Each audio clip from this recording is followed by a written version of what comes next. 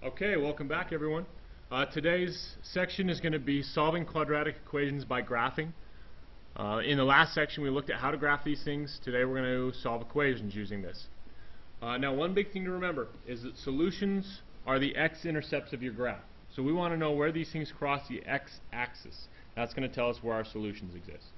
Okay, and there's three possibilities in these problems. The first possibility is if you have a parabola that does something like that. Now notice there are two spots where that thing crosses your x-axis. Those are your two solutions. The second possibility is something like this, where your graph comes up, it hits that x-intercept or x-axis once, and so that gives you one solution.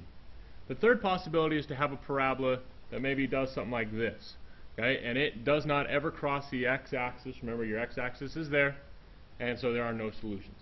So those are three possibilities. We want to watch for those and understand that those could happen.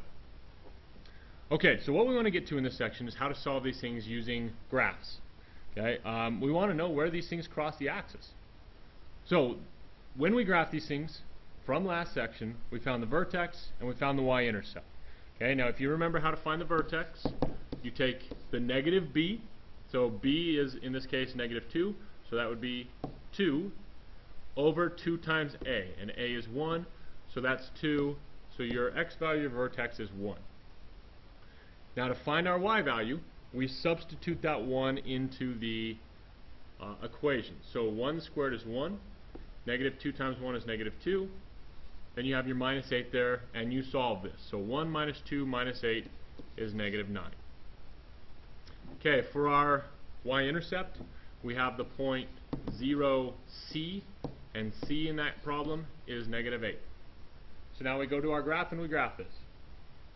So 1, negative 9 is right down here. 0, negative 8 is right here. And using the idea of reflection, or line of symmetry, axis of symmetry, we get that third point. So we got a decent idea of what this graph might look like. Now, we still don't know exactly where it crosses our x-axis. So it might help us to graph an extra point. So we know what happens at 0, 1, and 2. How about at, let's say, 3? So let's take our function and substitute in 3. So when I put 3 in, I've got 3 squared, which is 9, minus 2 times 3, which is 6, minus 8. So 9 minus 6 is 3, 3 minus 8 is negative 5. So that gives us the point 3 and negative 5, which is right there. Now again, we have an idea of reflection, and it's going to move to right there. Okay, and we could continue on with this and do the same thing with 4. Okay, if we did 4, we'd get another point, and we'd be able to graph that. Okay, so if I do 4, substituting this in, I get 4 squared, which is 16, minus 2 times 4, which is 8, minus 8, so 16 minus 8, minus 8, that gives you 0. So you get the point 4, 0, which is here, and using reflection, we've got that. And our parabola, whoops, sorry about that, goes through those points, theoretically, and ends up like that. Now remember, the solutions are the x-intercepts, those two values there. Okay, so based on this one, oh, I think I missed a value, sorry, bad graphing right here.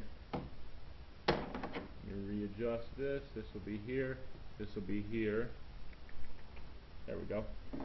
What we'll end up with are two values there, which if you look at the graph, it's x equals 4 and x equals negative 2, and those are your solutions. And what you can always do is substitute them back into the original equation to make sure they work, which they will. Okay, so let's look at this next one. On the next one, I want to find the b value.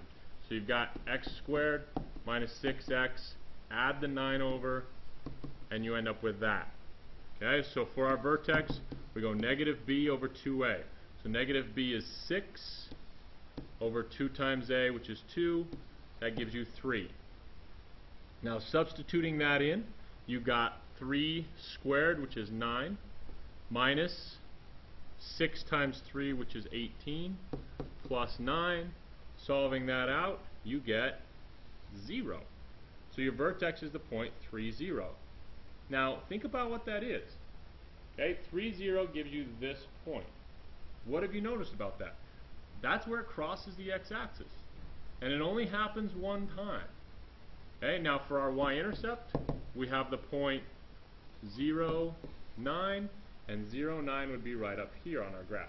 Now if we did the reflection, it's going to give you 6, 9, which is right there. And drawing our parabola, looks like that. Well, what that should show you is that we hit one time, and one time is allowed. And so that tells you that the x value for this solution would be 3, and you could take that, substitute it back in, prove that it works, and it does. Okay, final one that we're going to do together is the one that has the 2 here.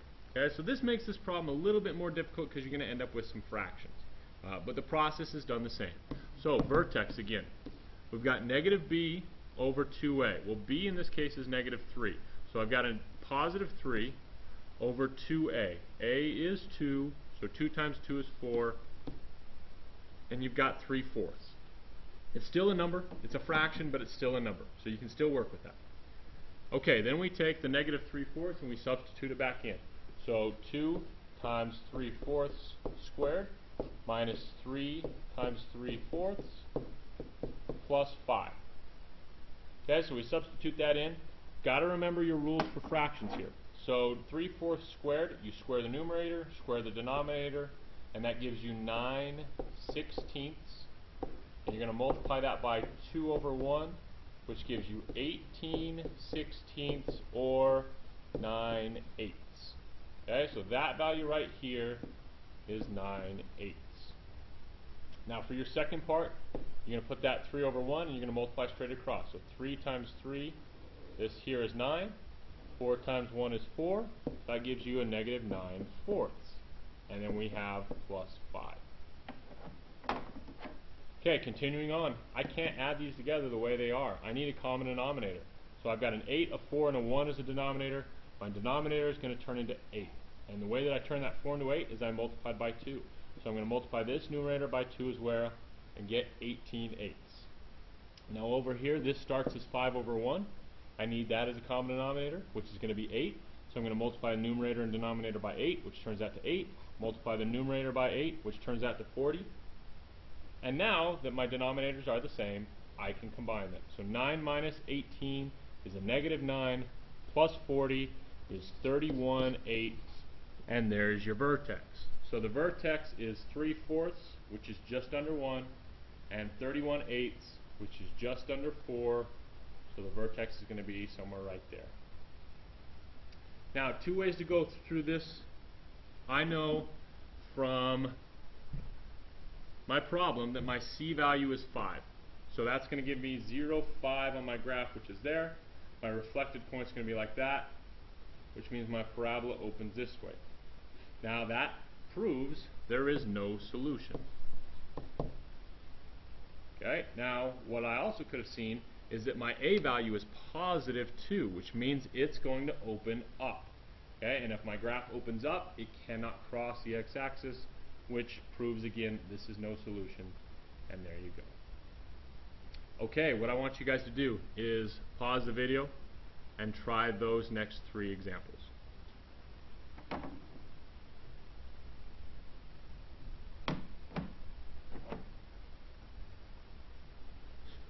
Okay, come on back. We're going to check and see how these work. So for this one here, vertex is negative b over 2a, so 4 over 2 or 2.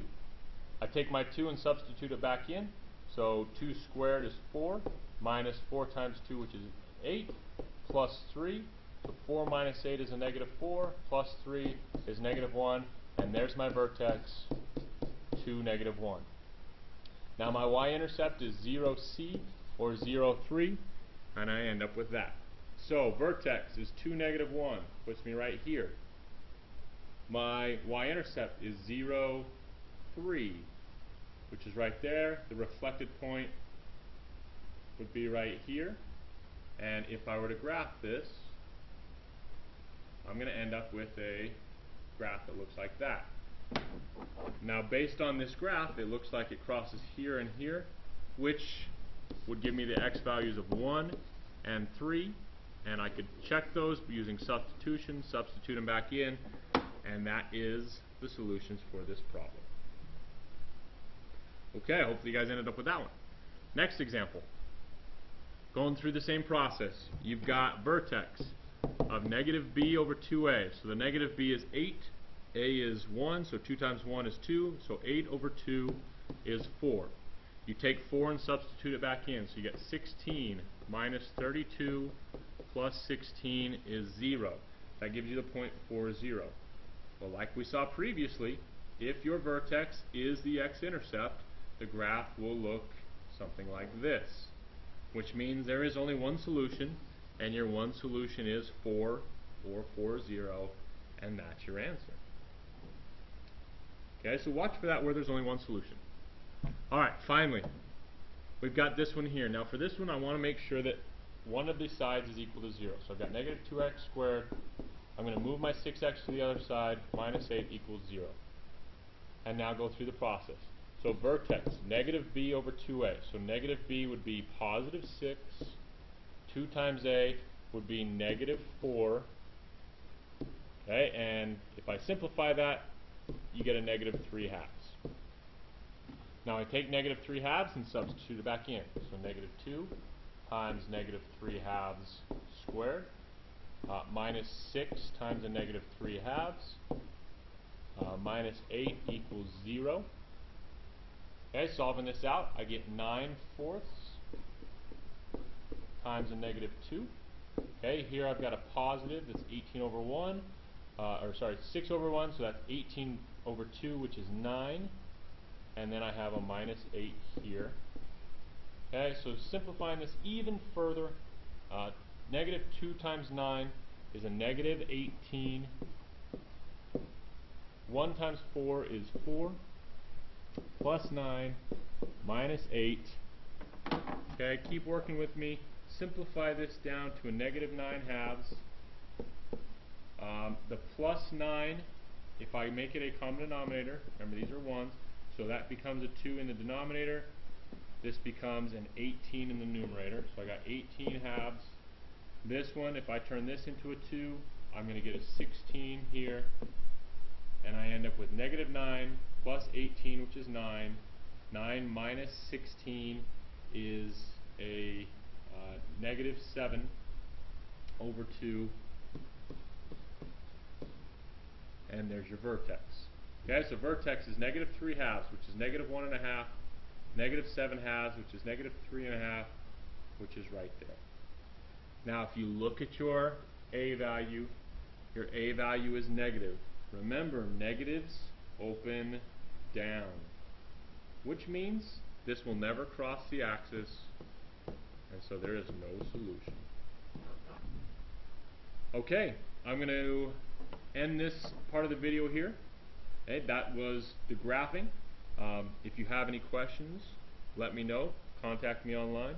Otherwise, good luck with the first part of your assignment. We'll come back in the next video and talk about solving by graphing, where we need to estimate the solutions.